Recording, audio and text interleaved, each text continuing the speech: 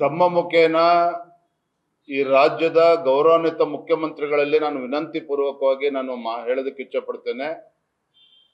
ಕಾಂಗ್ರೆಸ್ ಸರ್ಕಾರ ರಾಜ್ಯದಲ್ಲಿ ಬಂದು ಈಗಾಗಲೇ 2.5 ವರ್ಷಗಳು ಕಳೆದಿದೆ. ಈಗಲಾದರೂ ಸಹ ವಿಭಜಕ ಮನಸ್ಥಿತಿಯಿಂದ ಹೊರಗೆ ಬಂದು ಒಕ್ಕೂಟ ವ್ಯವಸ್ಥೆಯನ್ನ ಕಾಪಾಡುವಂತ ನಿಟ್ಟಿನಲ್ಲಿ ಹೆಜ್ಜೆನ ಇಡಬೇಕು ರಾಜ್ಯ ಸರ್ಕಾರ ಅಂತೇಳಿ ನಾನು ವಿನಂತಿಯನ್ನು ಮಾಡ್ತೇನೆ.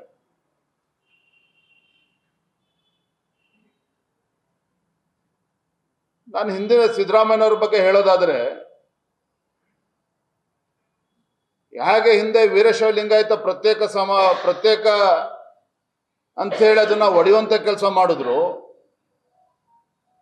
ಇವತ್ತು ಹಣಕಾಸಿನ ವಿಚಾರದಲ್ಲೂ ಸಹ ಕೇಂದ್ರ ಸರ್ಕಾರ ನಮ್ಮ ರಾಜ್ಯಕ್ಕೆ ಅನ್ಯಾಯ ಮಾಡ್ತದೆ ಅಂತೇಳಿ ತಮ್ಮ ಲೋಪಗಳನ್ನ ಮುಚ್ಚಿ ಹಾಕೊಳ್ತಕ್ಕಂಥ ಸಲುವಾಗಿ ರಾಜ್ಯವನ್ನ ಕೇಂದ್ರ ಸರ್ಕಾರದ ವಿರುದ್ಧ ಎತ್ತಿ ಕಟ್ಟುವಂಥದ್ದು, ಮತ್ತೊಂದು ಹೊಸ ಚಾಳಿ ಪ್ರಾರಂಭ ಮಾಡಿದ್ದಾರೆ. ಕೇಂದ್ರ ಸರ್ಕಾರ ರಾಜ್ಯಕ್ಕೆ ಅನ್ಯಾಯ ಮಾಡಿದೆ, ಕೇಂದ್ರ ಸರ್ಕಾರ ದಕ್ಷಿಣ ಭಾರತದ ರಾಜ್ಯಗಳಿಗೂ ಕೂಡ ಅನ್ಯಾಯ ಮಾಡ್ತಾ ಇದೆ ಅಂತೇಳಿ ದಕ್ಷಿಣ ಭಾರತದ ನಾಯಕರ ಹೊರಟಿದ್ದಾರೆ ಸಿದ್ದರಾಮಯ್ಯನವರು.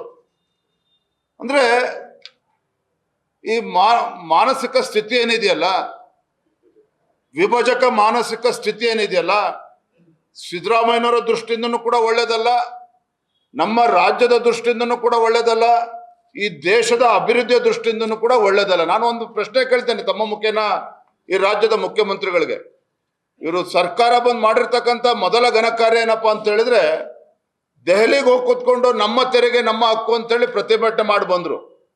ನಾನು ಹಣಕಾಸಿನ ಸಚಿವರಾಗಿರುವಂತ ಸಿದ್ದರಾಮಯ್ಯವರು ಕೇಳೋದಕ್ಕೆ ಇಚ್ಛಪಡ್ತೇನೆ, ರಾಜ್ಯದಲ್ಲಿ ತಮ್ಮ ಗ್ಯಾರಂಟಿಗಳಿಗೆ ಇವತ್ತು ಹಣ ಕ್ರೋಢೀಕರಿಸೋದಕ್ಕೆ ಸಾಧ್ಯ ಆಗ್ತಾ ಇಲ್ಲ ಅಂತೇಳಿ ಇವತ್ತು ಅಬಕಾರಿ ಇಲಾಖೆಯ ಟಾರ್ಗೆಟ್ ಅನ್ನ ಇವತ್ತು 40,000 ಕೋಟಿಗೆ ಏರಿಸಿಟ್ಟಿದ್ದೀರಲ್ಲ, ನಾಳೆ ನಿಮ್ಮ ಕೃಪಾ ಕಟಾಕ್ಷದಿಂದ ರಾಜ್ಯದಲ್ಲಿ ಇವತ್ತು ಕುಡುಕರ ಸಂಖ್ಯೆ ಜಾಸ್ತಿ ಆಗ್ತಾ ಇದೆ.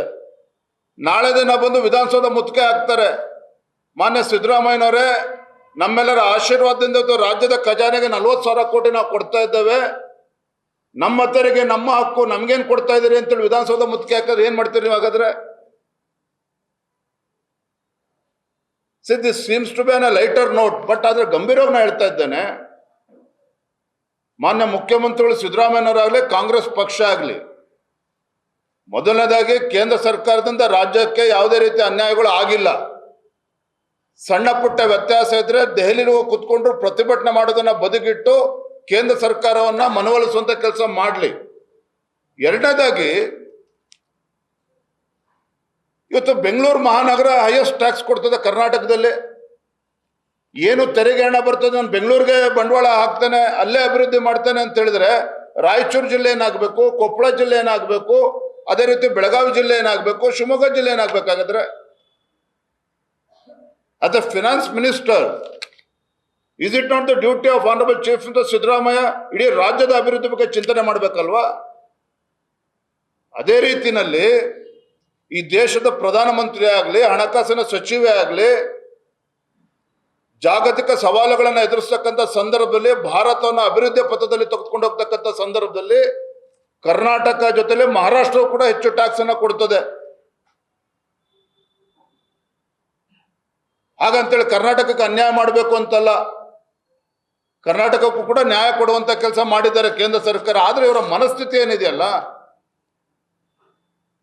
ಪದೇ ಕೇಂದ್ರ ಅನ್ಯಾಯ ಮಾಡ್ತಾ ಇದೆ, ಈ ನರೇಟಿವ್ ಬಿಲ್ಡ್ ಮಾಡ್ತಕ್ಕಂಥ ಕೆಲಸ ಯಾತಕ್ಕೋಸ್ಕರ ಮಾಡ್ತಾ ಇದ್ದಾರೆ ಅಂತ ಹೇಳಿದ್ರೆ, ವಾಸ್ತವಿಕ ಸತ್ಯ ಕಾಂಗ್ರೆಸ್ ಸರ್ಕಾರ, ಸಿದ್ದರಾಮಯ್ಯ ಸರ್ಕಾರ ತನ್ನ ಗ್ಯಾರಂಟಿಗಳನ್ನ ಅನುಷ್ಠಾನವೂ ಕೂಡ ಸರಿಯಾಗಿ ಮಾಡೋದಕ್ಕೆ ಸಾಧ್ಯ ಆಗ್ದೇನೆ ಹಣಕಾಸಿನ ಕೊರತೆಯಿಂದ ತನ್ನ ಕೈಯನ್ನ ಕಟ್ಟಾಕಿಕೊಂಡು ಇಂಥ ಪರಿಸ್ಥಿತಿಗೆ ಬಂದು ನಿಂತಿರುವಂಥದ್ದು. ಮೊನ್ನೆ ಸದನದಲ್ಲೂ ಕೂಡ ಹೇಳಿದ್ದೇನೆ, ಅರೆ ಮಂಡ್ಯದಲ್ಲಿ 8 ತಿಂಗಳಿಂದ ಸ್ವಾತಂತ್ರ್ಯ ಹೋರಾಟಗಾರ ಕುಟುಂಬಕ್ಕೆ ಗೌರವಧನನ್ನು ಕೂಡ ಕೊಡೋದಕ್ಕೆ ಸಾಧ್ಯ ಆಗಿಲ್ಲ. ಇವತ್ತು ಹಣಕಾಸಿನ ಪರಿಸ್ಥಿತಿ ಏನು ಅಂತೇಳಿ ಸಿದ್ದರಾಮಯ್ಯ ಹೇಳ್ಬೇಕಲ್ಲ. ಹಾಗಾದ್ರೆ ರಾಜ್ಯದಲ್ಲಿ ನಾನು ಮೊನ್ನೆ ಒಬ್ರು ಅಧಿಕಾರಿಗೆ ಮಾತನಾಡ್ತಾ ಇದ್ದೆ, 1,15,000 ಕೋಟಿ ರೂಪಾಯಿ ತೆರಿಗೆ ಟಾರ್ಗೆಟ್ ಅನ್ನ ರಾಜ್ಯದಲ್ಲಿ ಕೊಟ್ಟಿದ್ದಾರೆ. ಅಧಿಕಾರಿಗಳು ರಾತ್ರಿ 2 ಗಂಟೆ 3 ಗಂಟೆವರೆಗೂ ಕೂಡ ಕೆಲಸ ಮಾಡ್ತಾ ಇದ್ದಾರೆ. ಯಾಕೆ ಅಂತ ಹೇಳಿದ್ರೆ ಒತ್ತಡ ಅವ್ರ ಮೇಲೆ. ಹಾಗಾಗಿ ಅವರು ಎಲ್ಲ ಅಧಿಕಾರಿಗಳು ಅವ್ರನ್ನ ರೈಡ್ ಮಾಡೋದು, ಇವ್ರನ್ನ ಕಿರುಕುಳ ಮಾಡೋದು, ಕೊಡ್ತಕ್ಕಂಥದ್ದು ಇವೆಲ್ಲವೂ ಕೂಡ ಯಥೇಚ್ಛವಾಗಿ ನಡೀತಾ ಇದೆ. ಒಟ್ಟಾರೆಯಾಗಿ ನಾನು ಹೇಳೋದು, ಕಾಂಗ್ರೆಸ್ ಸರ್ಕಾರ ಆಗಲಿ, ಸಿದ್ದರಾಮಯ್ಯನವರಾಗ್ಲಿ, DK ಶಿವಕುಮಾರ್ ಅವರಾಗ್ಲಿ ದೇಶದ ಬಗ್ಗೆ ಯಾವಾಗ ಮಾತನಾಡ್ತೀರಿ ನೋಡಿ. ಇವತ್ತು ನರೇಂದ್ರ ಮೋದಿ ಸರ್ಕಾರ ಕಳೆದ 10 ವರ್ಷದಲ್ಲಿ ಈ ದೇಶದ ಮೂಲಭೂತ ಸೌಕರ್ಯ ದೇಶ ಅಂದ್ರೆ ಕರ್ನಾಟಕವೂ ಬಂತದ್ರಲ್ಲಿ 12 ಲಕ್ಷ ಕೋಟಿಯನ್ನ ಬಂಡವಾಳ ಹೂಡಿಕೆ ಮಾಡಿದ್ದಾರೆ. ಈ ಬಾರಿ ಇನ್ನೂ 20,000 ಜಾಸ್ತಿ ಮಾಡಿದ್ದಾರೆ. ಎರಡನೇದು, ನಾರ್ತ್ ಈಸ್ಟರ್ನ್ ಸ್ಟೇಟ್ಸ್ ಹಿಂದೆ UPA ಸರ್ಕಾರ ಇದ್ದಾಗ ಯಾವುದೇ ಒಂದು ಆದ್ಯತೆಯನ್ನು ಕೊಡ್ತಾ ಇರಲಿಲ್ಲ. ಆದ್ರೆ ನರೇಂದ್ರ ಮೋದಿ ಸರ್ಕಾರ ಬಂದ ಮೇಲೆ 6.5 ಲಕ್ಷ ಕೋಟಿ ರೂಪಾಯಿಗಳನ್ನ ಆ ಭಾಗದ ಈಶಾನ್ಯ ರಾಜ್ಯಗಳ ಮೂಲಭೂತ ಸೌಕರ್ಯಕ್ಕೆ 6.5 ಲಕ್ಷ ಕೋಟಿ ಕೊಟ್ಟಿದ್ದಾರೆ. ನಮಗೇನ್ ಸಂಬಂಧ ಅಂತ ನೀವು ಕೇಳ್ಬೋದು ಸಿದ್ದರಾಮಯ್ಯನವರೇ. ನಮ್ಗೇನ್ ಸಂಬಂಧ ಅಂತ ಹೇಳಿದ್ರೆ, ದೇಶ ಅಭಿವೃದ್ಧಿಯ ಪಥದಲ್ಲಿ ಸಾಗಬೇಕು ಅಂತ ಹೇಳಿದ್ರೆ ದೇಶದ ರಕ್ಷಣೆ ವಿಚಾರದಲ್ಲೂ ಕೂಡ ಅಷ್ಟೇ ಗಮನ ಹರಿಸಬೇಕಾಗ್ತದೆ. ಹಾಗಾಗಿ ಕರ್ನಾಟಕ ಇರ್ಬೋದು, ಮಹಾರಾಷ್ಟ್ರ ಇರ್ಬೋದು, ಯಾವುದು ಶಕ್ತಿ ಇದೆ ಅದರ ಕೊಡುಗೆ ಜಾಸ್ತಿ ಕೊಡ್ಲೇಬೇಕಾಗ್ತದೆ. ದೇಶ ಅಭಿವೃದ್ಧಿ ಆಗಬೇಕು ಅಂತ ಹೇಳಿದ್ರೆ India is A union of States. ಎಲ್ಲ ರಾಜ್ಯಗಳ ಕೊಡುಗೆನೂ ಕೂಡ ಕೊಡಬೇಕಾಗ್ತದೆ. ಇವತ್ತು ನೋಡಿ, ಒಂದೇ ಒಂದು ಉದಾಹರಣೆ ಕೊಟ್ಟು ನಾನು ಮಾತನ್ನು ಮುಗಿಸ್ತೇನೆ. ದೇಶದಲ್ಲಿ 65 ಜಿಲ್ಲೆಗಳಲ್ಲಿ ನಕ್ಸಲಿಸಂ ಹಾವಳಿ ಇತ್ತು 2014 ಮುಂಚಿತವಾಗಿ. ಎಷ್ಟು ಜನ ಯೋಧರು ಪ್ರಾಣ ಕಳ್ಕೊಂಡಿದ್ದಾರೆ, ಎಷ್ಟು ಬಡವರು ಪ್ರಾಣ ಕಳ್ಕೊಂಡಿದ್ದಾರೆ ನಕ್ಸಲಿಸಂ ಹಾವಳಿಗೆ.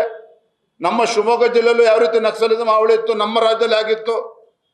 ಕಳೆದ 5 ವರ್ಷದಲ್ಲಿ ನಕ್ಸಲಿಸಂ ಬಗ್ಗೆ ಚರ್ಚೆ ಆಗ್ತಿದೆ ಪತ್ರಿಕೆಗಳ ಮಾಧ್ಯಮಗಳಲ್ಲಿ.